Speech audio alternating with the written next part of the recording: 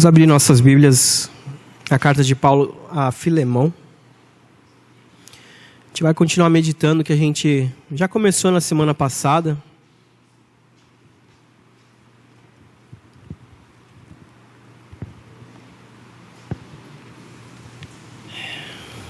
Tema difícil de lidar, né? Espinhoso falar sobre perdão, mas eu creio que é propício para todos nós. Eu creio que é algo que sempre tem a acrescentar e principalmente a nos desafiar como crentes.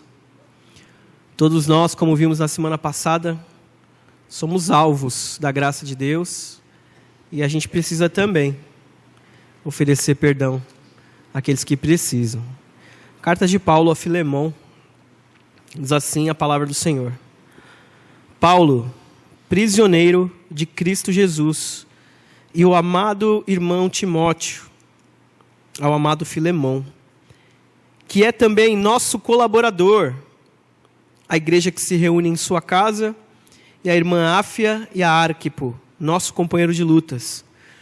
Que a graça e a paz de Deus, o nosso Pai, e do Senhor Jesus Cristo estejam com vocês. Dou graças ao meu Deus, lembrando sempre de você nas minhas orações, porque tenho ouvido falar da fé que você tem no Senhor Jesus e do amor por todos os santos. Oro para que a comunhão da sua fé se torne eficaz no pleno conhecimento de todo o bem que há em nós para com Cristo. Pois, irmão, o seu amor me trouxe grande alegria e consolo, visto que o coração dos santos tem sido reanimado por você.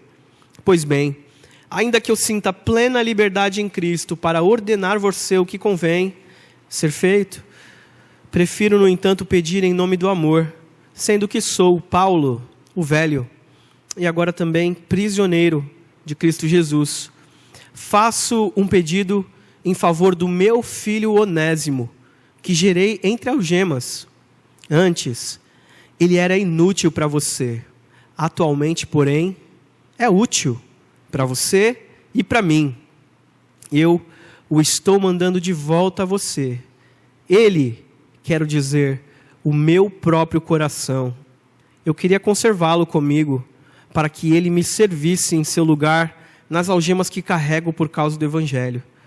Mas não quis fazer nada sem o seu consentimento, para que a sua bondade não venha a ser como que uma obrigação, mas algo que é feito de livre vontade.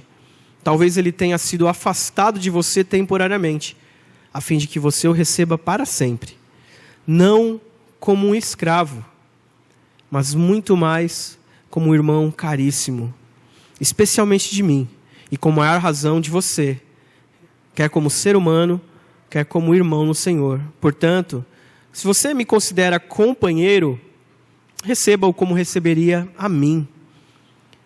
E se ele causou algum dano a você ou lhe deve alguma coisa, ponha tudo na minha conta. Eu, Paulo, de próprio punho escrevo isso. Eu pagarei. É claro que não preciso dizer que você também me deve a própria vida. Sim, irmão, que eu receba de você no Senhor este benefício. Reanime o meu coração em Cristo. Certo como estou da sua obediência, eu escrevo a você, sabendo que fará muito mais do que eu estou pedindo. E ao mesmo tempo, me prepara também uma pousada, pois espero que por meio das orações de vocês, eu lhes seja restituído. Epáfras, prisioneiro comigo em Cristo Jesus, Marcos, Aristarco, Demas e Lucas, meus colaboradores, mandam saudações a você. A graça do Senhor Jesus esteja com o espírito de todos vocês. Amém. Pai, abre nosso coração, abre nosso entendimento para recebermos a Tua mensagem, recebermos a Tua palavra. Que o Teu perdão, que um dia recebemos, permeie o nosso coração não apenas essa noite, mas quando sairmos daqui, e onde quer que estejamos, que nós carreguemos e ofereçamos às outras pessoas o perdão que um dia recebemos do Senhor, em nome de Jesus. Amém. Amém. Meus irmãos, eu creio que conhecer sobre Deus, conhecer sobre o Evangelho, saber que o mundo que a gente vive, ele está caído, ele está em queda, não é? Ele não está rodando da maneira correta, ele não está funcionando da maneira correta. Saber que esse mundo caiu, fica fácil para a gente perceber que as coisas não estão acontecendo de maneira ordenada nele. Não precisa ir muito longe, a gente acabou de ver o que essas chuvas causaram no mundo. E tudo isso é um sinal de que existe algo nesse mundo que não está correto, que está errado. O mundo, aqueles que não conhecem a Cristo, de alguma forma também percebem essas coisas. Eles também percebem que existe algo que não está funcionando direito. Eles percebem que há algo errado na natureza, eles percebem que há algo errado dentro deles mesmos, e eles percebem que há algo errado também nos relacionamentos. Não é à toa que a gente vê tanto aí nas redes sociais da vida, em filmes e séries, a gente falar tanto de mudar o mundo através de uma boa ação, mudar o mundo através de uma boa atitude. Você já viu isso? Pois é, porque o mundo de certa forma reconhece que há algo errado. E quando tem alguma coisa errada, a gente não simplesmente deixa para lá, mas a gente faz algo para mudar. E a grande diferença é que o mundo faz isso a partir das próprias mãos, a partir da própria força. Eles pensam que, tendo boas atitudes, eles podem consertar o que está de errado nesse mundo.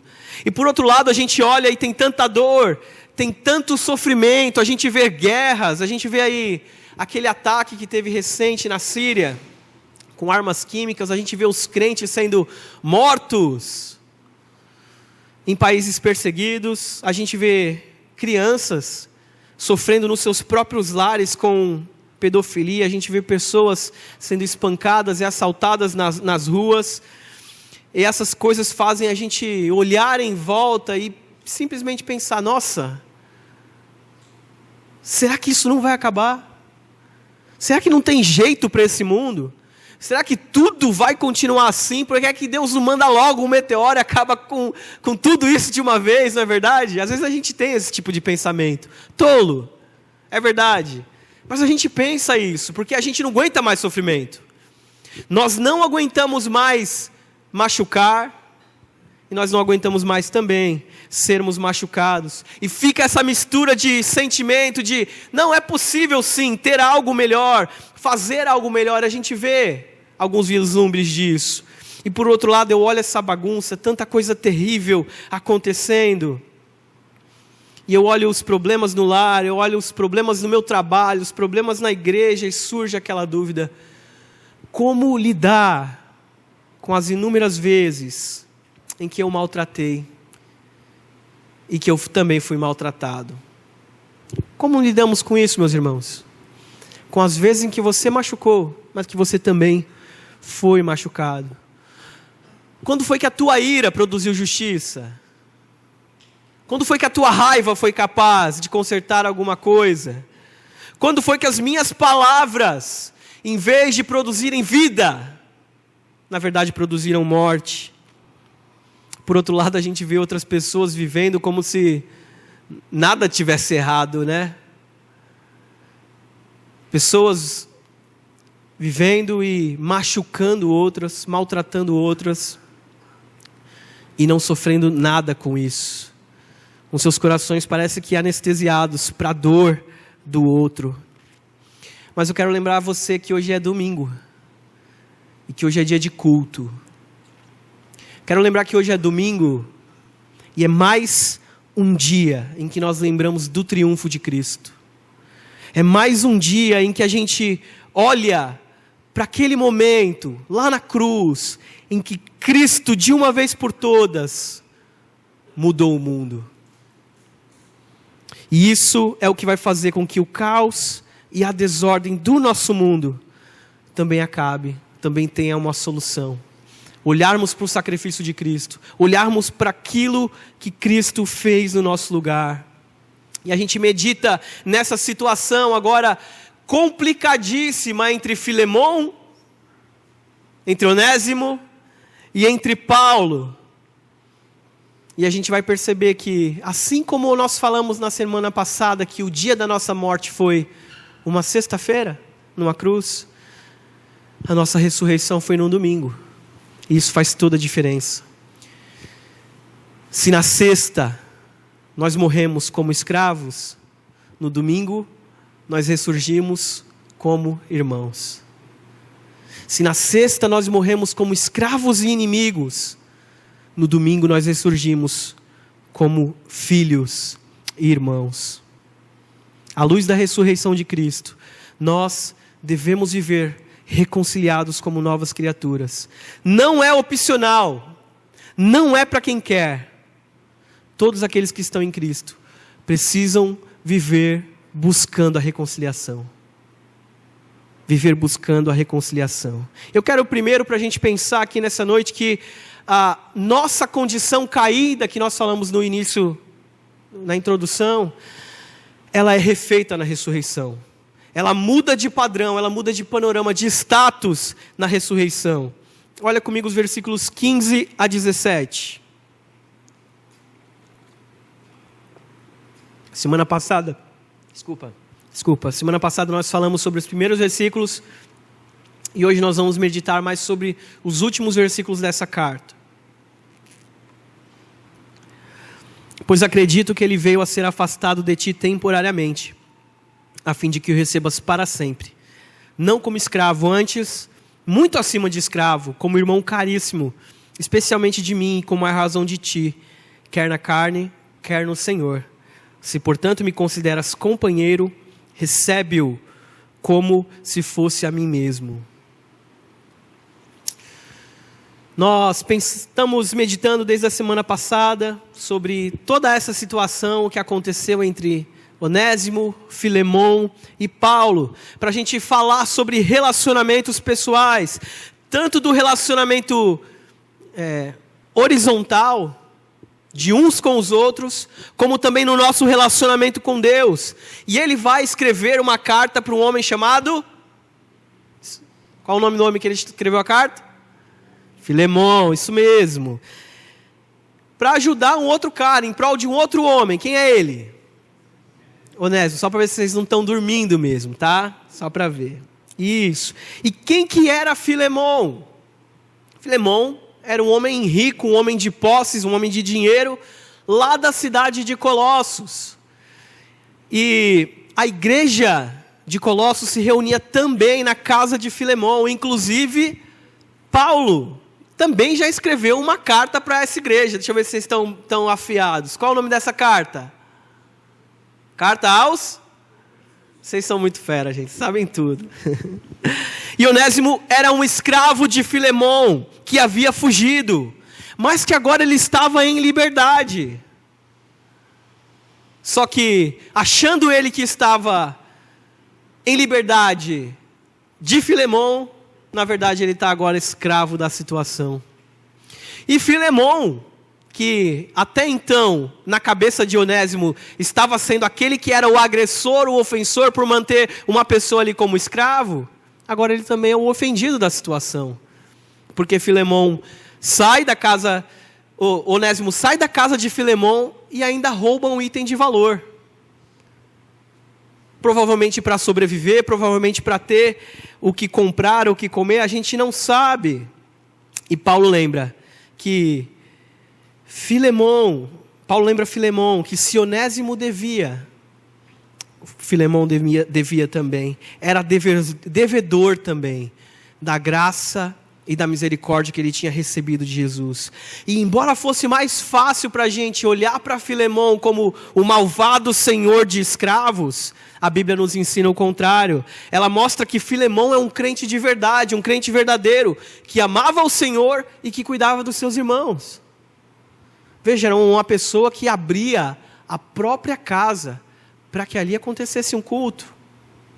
Então ele não era essa pessoa má que a gente gostaria de imaginar apenas por ele ser senhor de escravos. Não pense em Filemon como o bandido. Ele é ofensor? Sim. Mas ele também é o ofendido da história. Ele também é ofendido. E Paulo não está aqui passando pano, como a gente costuma dizer. Ele não está colocando um creminho na situação, dando uma massageada para dar uma paulada, como se ele estivesse bajulando o Filemão. Mas ele faz, tendo ciência de que o que ele vai pedir para Filemão é algo muito difícil. É algo muito complicado. Pensa você, a gente já meditou mais na semana passada. Uma pessoa causa um dano para você, e agora você precisa receber essa pessoa como se nada tivesse acontecido. É fácil, gente? Não é. Paulo está pedindo algo muito difícil para Onésimo, mas que sabe que ele é capaz de conseguir. Paulo sabe que ele é capaz de conseguir, por causa da graça. Por causa que agora ele é nova criatura, e ele já tem demonstrado isso conforme diz a Bíblia. E Paulo aqui, imitando o próprio Jesus, se oferece como pagamento pelas dívidas de Onésimo. A semelhança de Cristo, quando pagou o preço pelo seu povo, Paulo mostra para nós qual que é o caminho da reconciliação. O que nós devemos fazer uns aos outros quando nos ofendem, quando nos magoam, quando nos machucam e quando nos maltratam.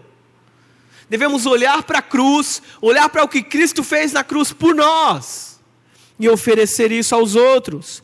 Tudo pode ser reconsiderado, tudo pode ser refeito, o mundo pode ser colocado no prumo novamente, porque depois da cruz do Calvário, depois daquela sexta-feira maldita e daquele domingo glorioso, nós que morremos como escravos, renascemos como irmãos. Porque naquela sexta, Cristo morreu como um bandido, morreu como um escravo, morreu como um prisioneiro, um vilão, um malfeitor, pregado na cruz. E ele foi sepultado. E depois de um sábado de descanso, e um domingo pela manhã, algo maravilhoso e espantoso acontece. O nosso Senhor ressurgiu. O nosso Senhor ressuscitou. E a oferta da cruz, diz a palavra de Deus, foi propiciação, satisfez a ira de Deus, e o Cordeiro que foi morto, o Cordeiro Santo de Deus, sem defeito, triunfou gloriosamente. E agora, como vindicação, como prova do seu triunfo sobre a morte, Jesus Cristo volta dos mortos, e a vida triunfa sobre a morte, e amigos passam a nascer, daqueles que antes eram inimigos. E essa ressurreição gloriosa, meus irmãos, muda completamente o nosso status. Se antes nós éramos inimigos de Deus, se antes nós éramos filhos da ira, nós passamos a ser filhos do Pai Celestial. Preste atenção, não é como se eu e você voltássemos à perfeição do Jardim do Éden. Não é. É algo muito maior. A perfeição que havia no Jardim do Éden era capaz de ser corrompida. Mas aquilo que alcançaremos com Cristo na glória é infinitamente maior. Não será mais capaz, nós não seremos mais capazes de cair.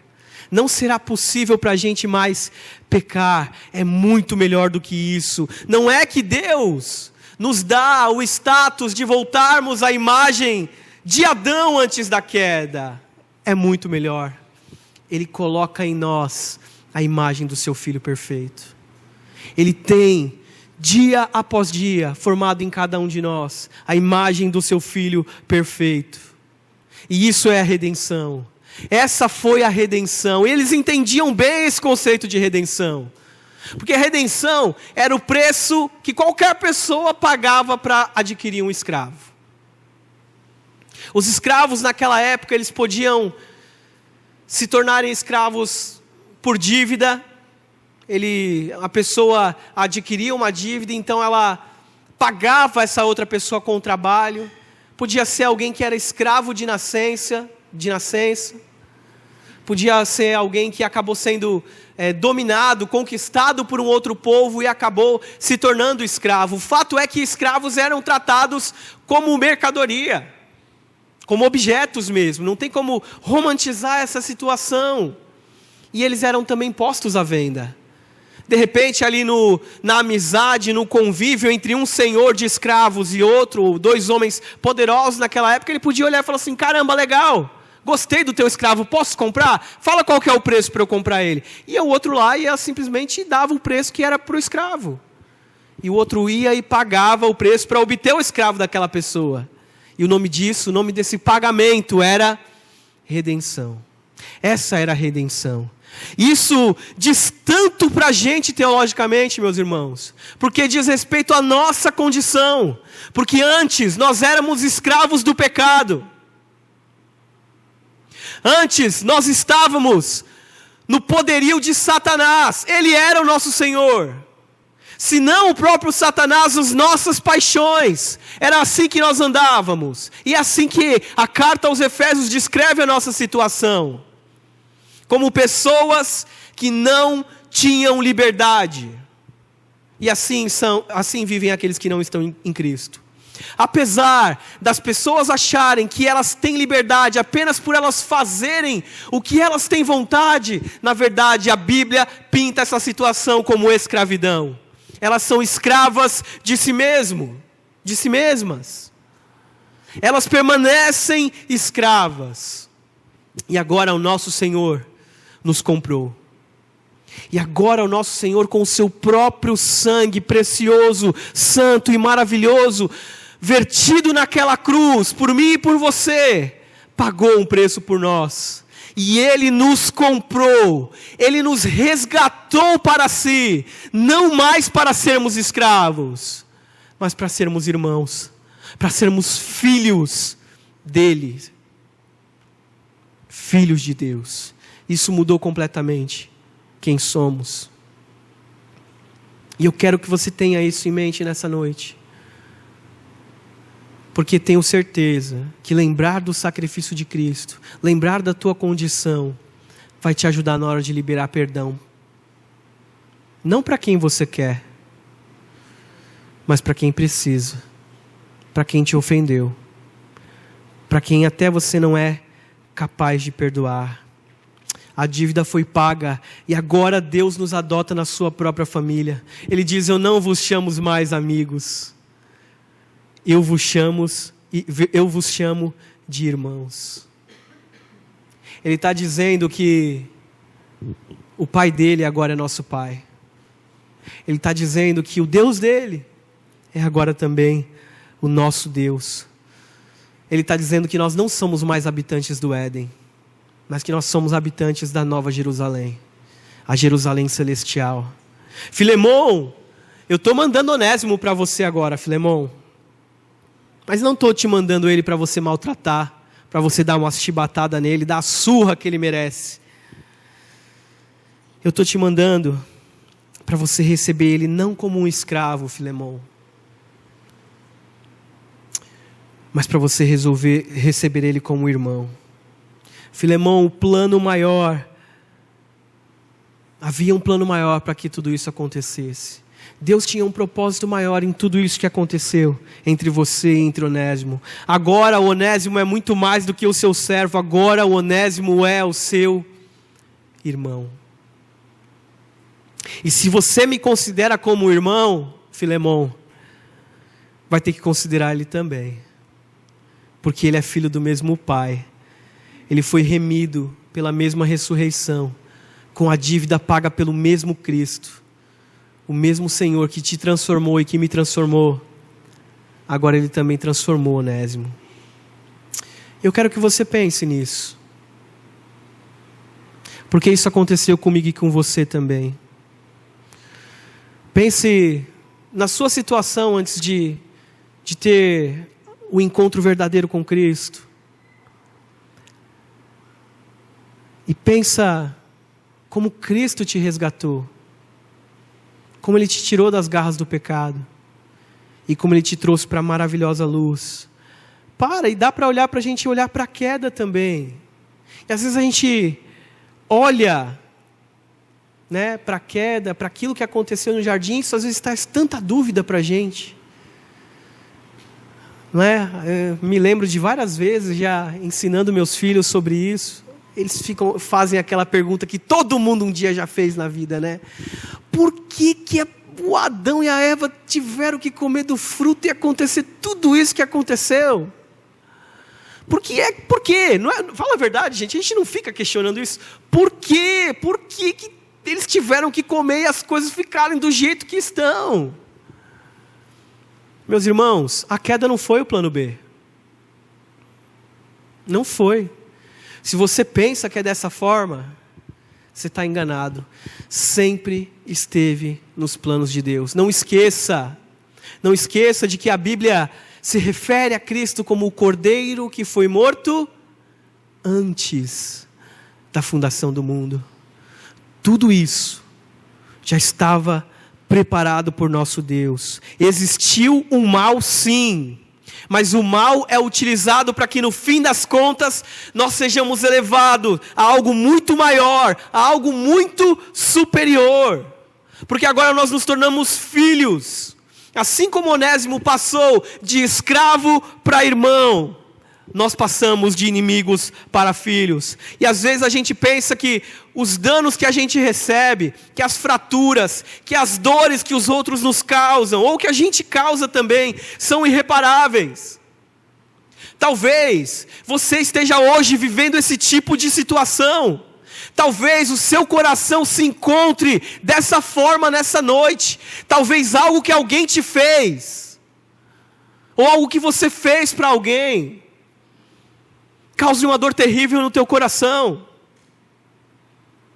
Talvez seja muito difícil para você simplesmente deixar para lá e perdoar, seguir em frente com aquilo, em vez de ficar dia após dia remoendo os detalhes, passando os detalhes da ofensa na sua cabeça, ressentindo isso no seu coração. Mas essa história, como a história da redenção de Cristo, nos ensina que é possível sim. Claro, nos ensina que com muito custo, com dificuldade, o perdão é obtido, mas que não é impossível. E que os resultados de qualquer perdão, meus irmãos, são maravilhosos. Os resultados de um perdão são maravilhosos. Quando a gente olha para o túmulo vazio,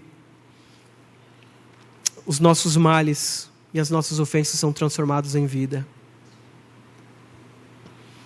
Quando a gente olha para a ressurreição de Cristo e aquilo que Ele conquistou para a gente vê que é possível sim, que eu também perdoe aqueles que me machucaram. E a cicatriz não vai mais deixar que aquilo ali se rompa.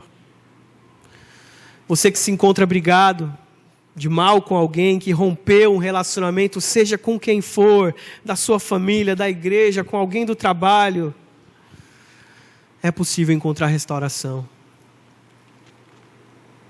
É possível encontrar, por causa do túmulo vazio, por causa da ressurreição de Cristo, porque agora nós somos parte de Cristo, porque agora somos filhos do mesmo Pai, porque agora somos irmãos em Cristo. É possível sim que em todos os relacionamentos rompidos sejam tratados.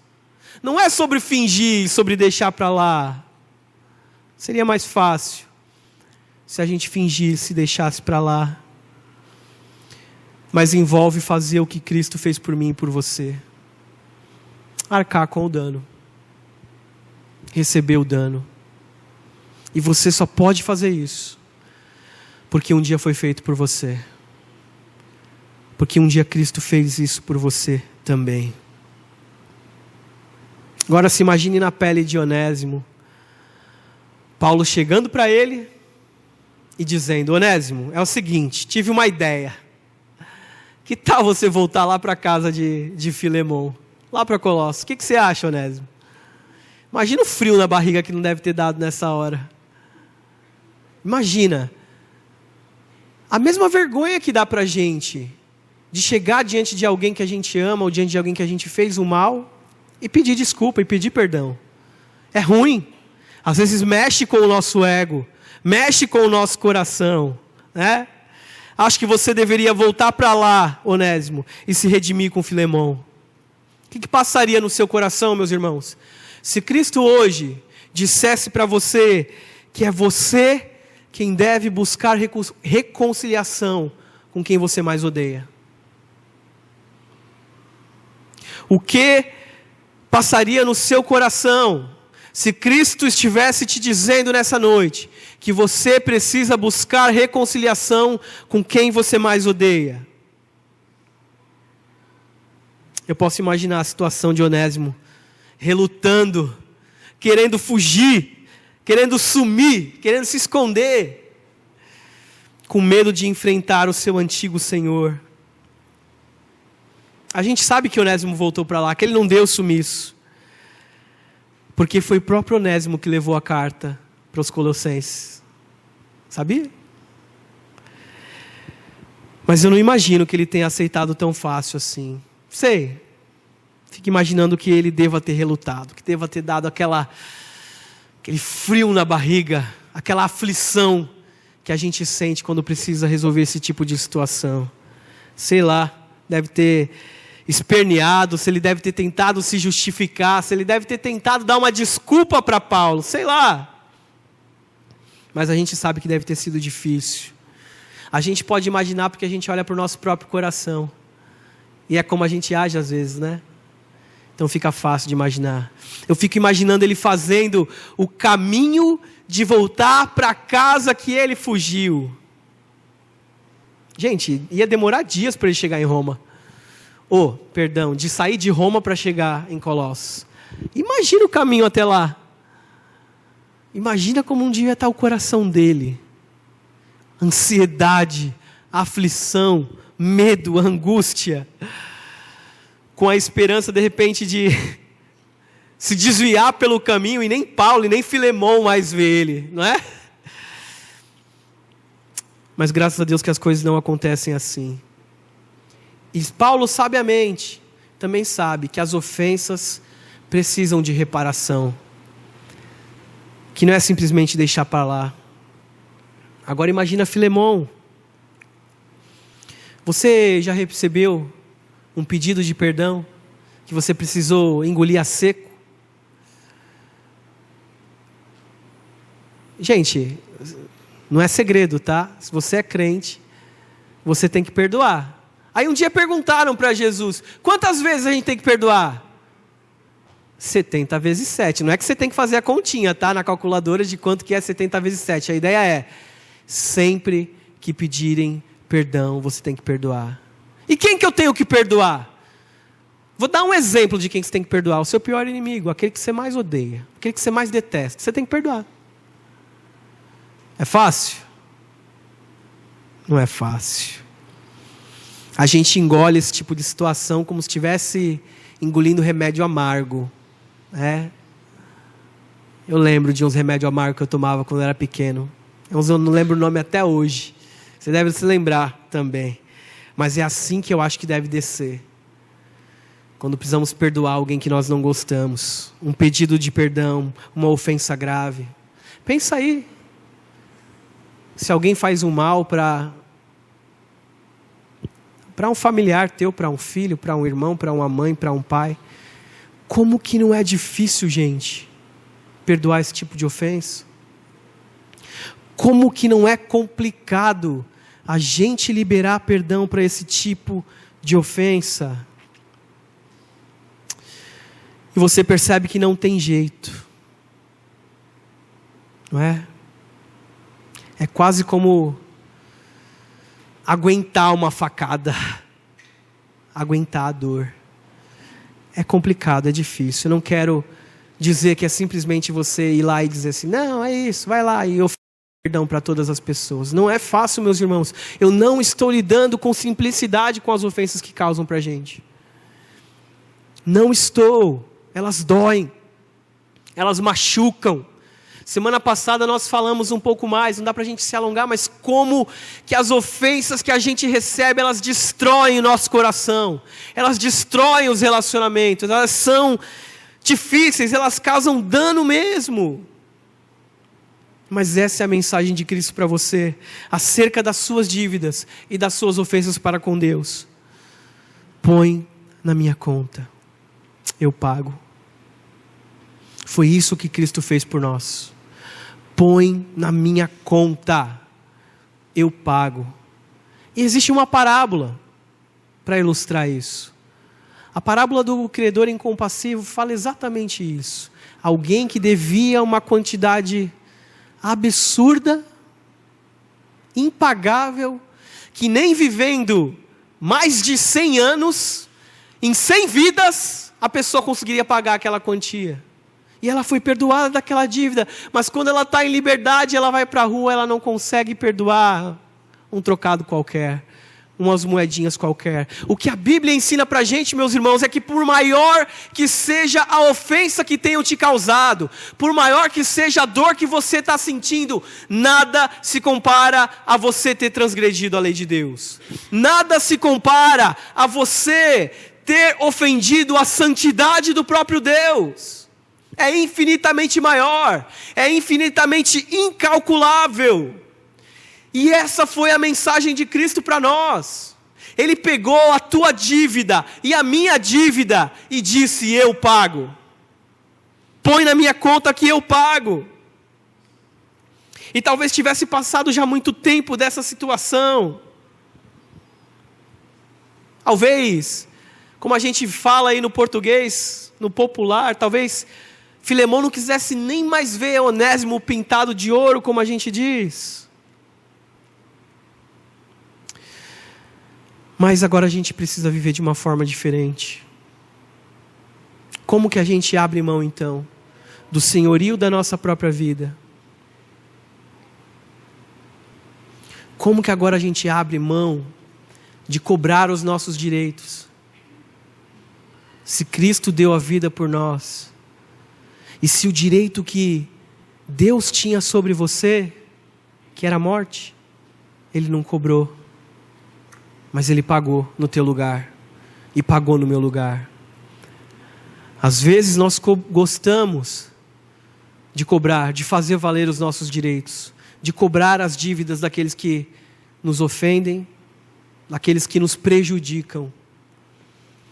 Mas Cristo não fez isso. Se Deus tivesse cobrado os direitos sobre você, sabe lá onde nós estaremos. Sabe lá onde nós estaríamos. Não tínhamos como pagar. Não tínhamos como pagar.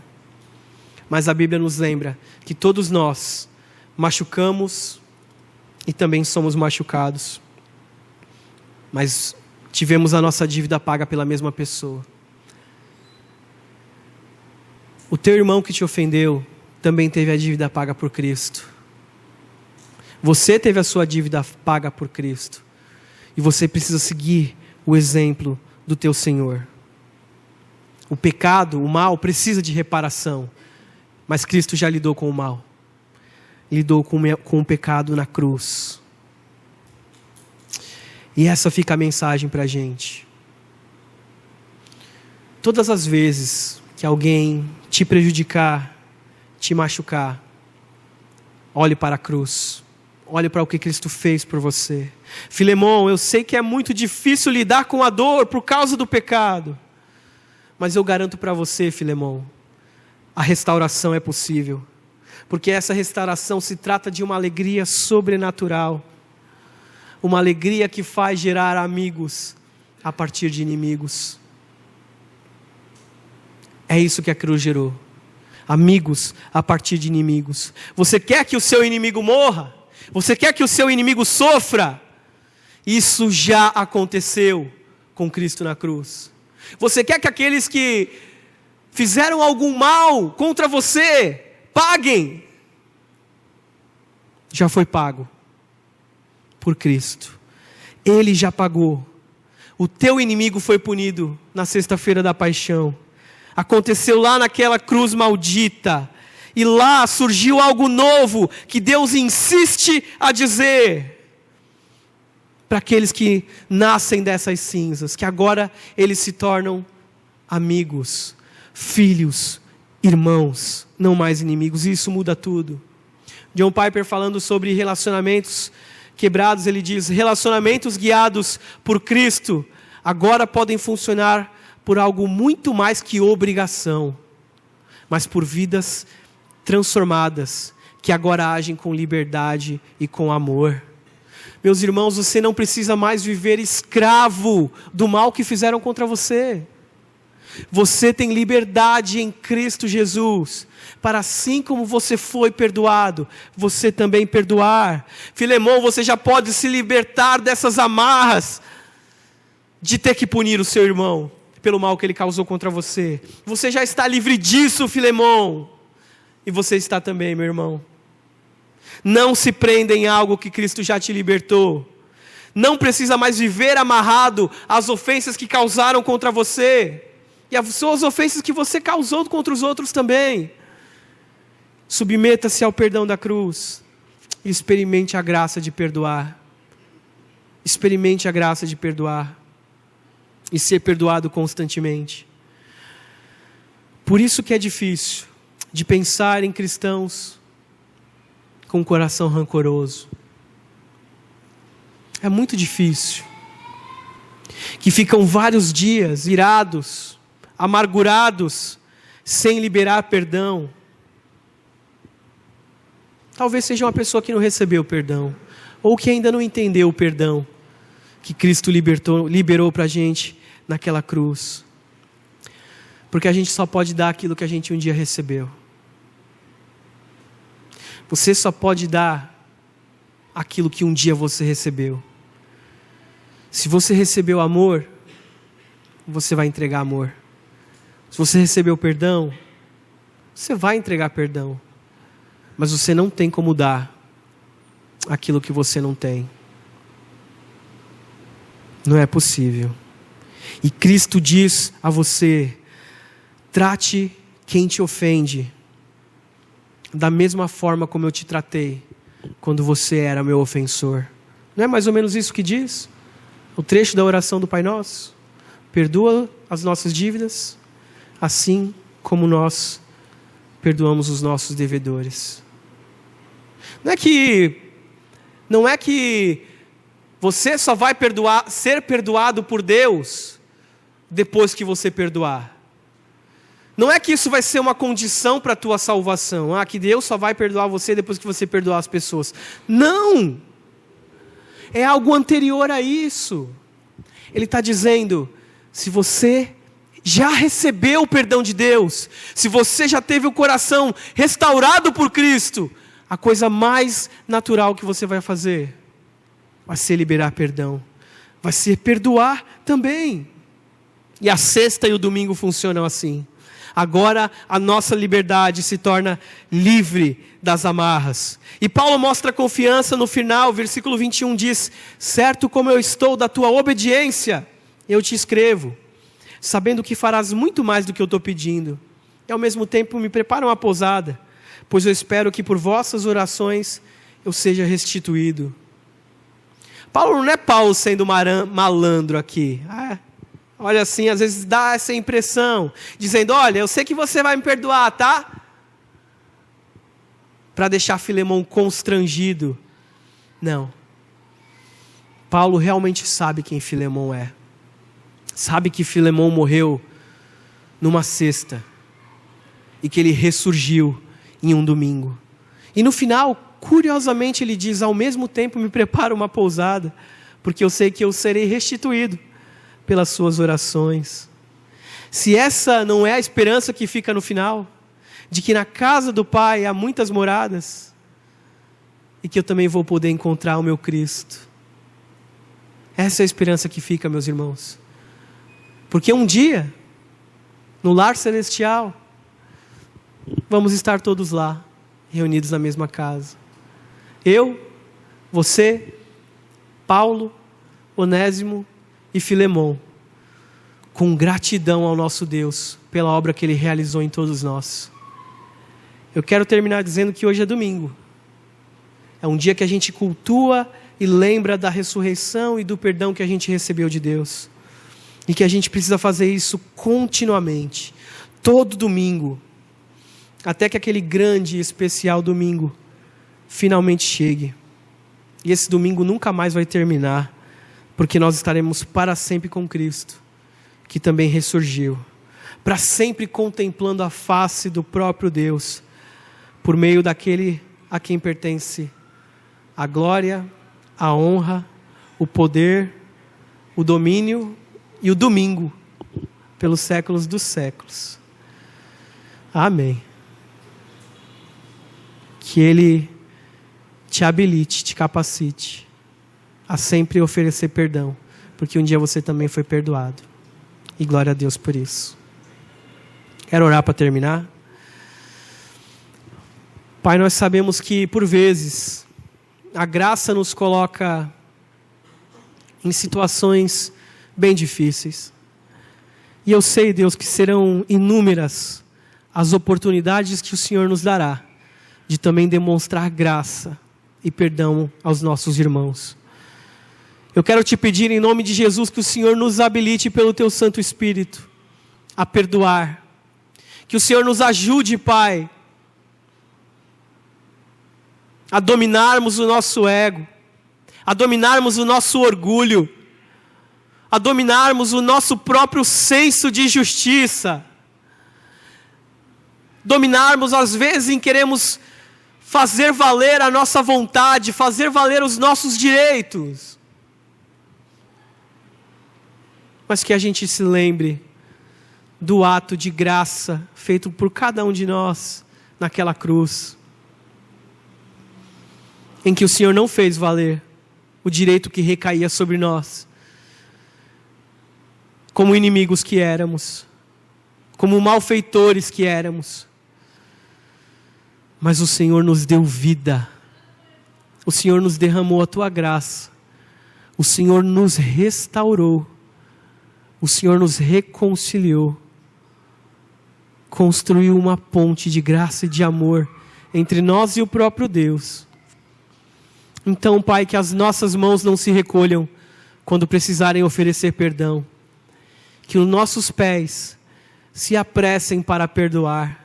E se há alguém aqui nessa noite com o coração amargurado, com o coração preso nas algemas das ofensas, se há alguém aqui, Pai, escravo, refém das dores que recebeu, das ofensas que recebeu, nós te pedimos em nome de Jesus que o Senhor liberte, que o Senhor derrame restauração, que o Senhor libere perdão sobre essas vidas, e que elas saiam daqui com o coração disposto a oferecer, para quem quer que seja, aquilo que o Senhor também ofereceu a todos nós, um perdão imerecido, um perdão que não merecíamos, apesar do tamanho da nossa ofensa, apesar da gravidade da nossa ofensa contra o Senhor.